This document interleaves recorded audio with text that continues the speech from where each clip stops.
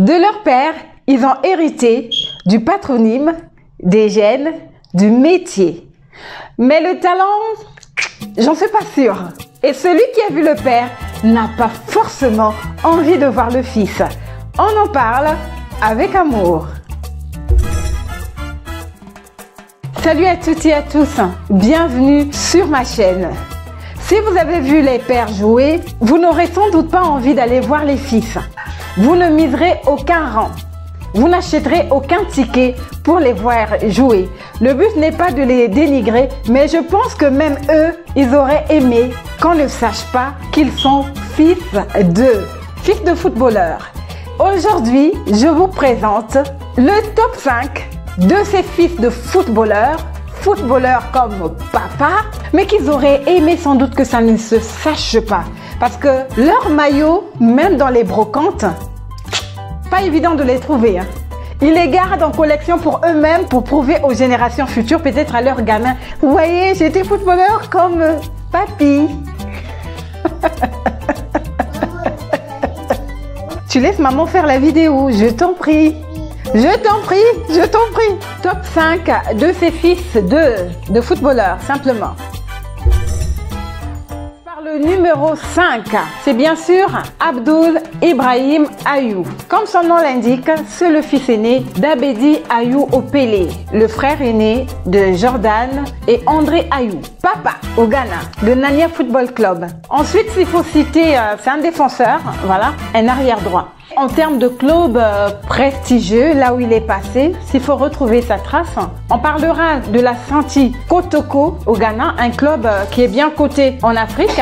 Et ensuite, il est passé au Caire, aux Zamalek du Caire. Et aux dernières nouvelles, il serait sociétaire d'Europa College à Gibraltar. À 32 ans, je ne pense pas qu'il soit celui qui nous fera oublier le père. Et lui, quand on a vu Abedi jouer, gagner 3 ballons d'or africains, remporter une Ligue des Champions, remporter 3 fois le championnat de France et que son fils se retrouve à Gibraltar, on compare un peu le parcours. Celui qui a vu le père n'a forcément pas envie de voir le fils. Au numéro 4, comme indice, son père est l'actuel président de la République du Libéria. Ballon d'or 1995, le seul ballon d'or d'origine africaine. Ancien sociétaire du Paris Saint-Germain, du Milan AC, pour ne citer que ces deux prestigieux clubs. Meilleur joueur FIFA 1995. Mr. George Weah et son fils George Weah Jr., formé au Milan AC, né en 1987, offensif comme le fut son père, George Weah. Peut-on rêver d'une carrière prestigieuse? Est-il sur la voie, sur les traces de papa? Pas évident à 33 ans. On citera par exemple, il a joué à Calais, il a joué au Slavia Prague. Là, ça commence à nous dire un peu quelque chose. Mais à défaut d'honorer le maillot d'un club, c'est tout ce qu'on lui souhaite à 33 ans, c'est d'honorer son propre nom et de trouver sa voie, simplement. Au numéro 3, Jordi Cruyff, fils de Johan Cruyff, ballon d'or 1971, 73 et 74, soulier d'or néerlandais 1971. Celui-là même qui a révolutionné le jeu du Barça, qui a révolutionné le football néerlandais. Et la première fois que j'ai vu la frimousse de Jordi Cruyff, c'était en 1993. Et devinez sous la houlette de qui? De papa.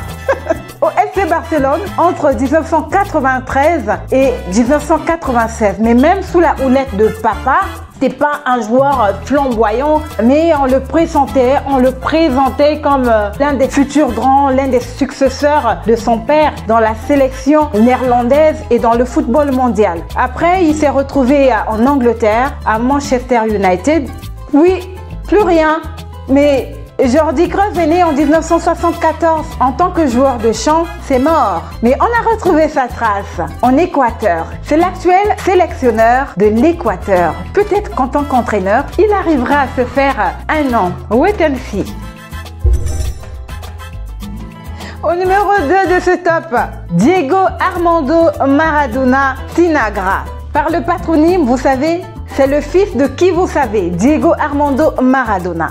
Et donc Diego Armando Maradona Sinagra se fait appeler Diego Sinagra.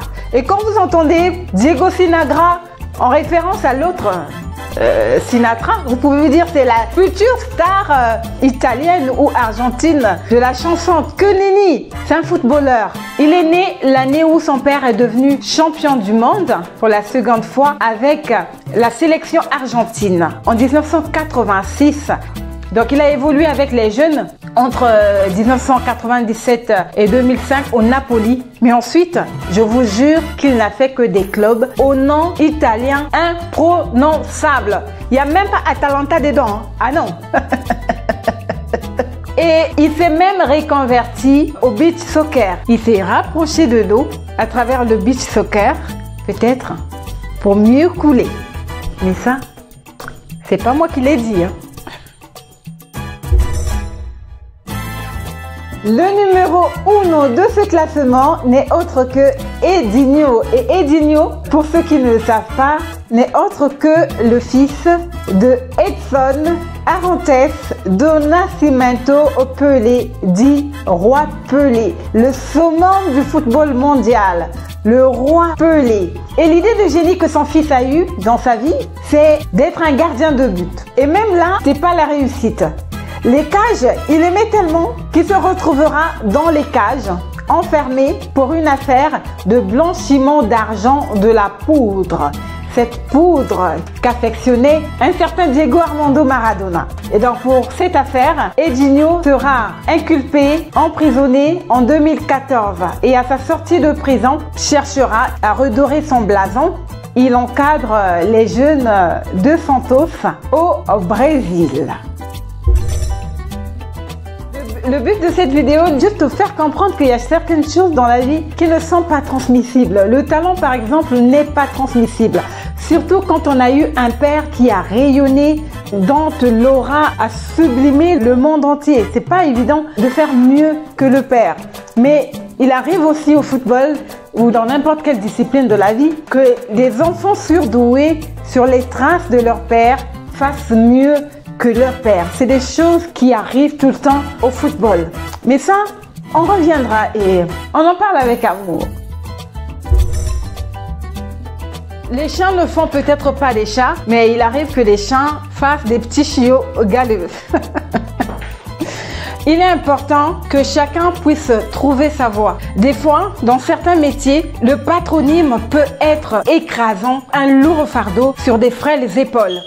Il est donc important, en dépit de ce patronyme, de trouver sa voie intérieure et de rayonner pour que le nom du Père ne soit pas un fardeau. Et quel que soit le métier qu'on peut choisir, au lieu que cela pèse sur les épaules, mais au contraire, que cela soit un indicateur pour aller plus loin, pour aller plus haut, pour faire mieux si possible.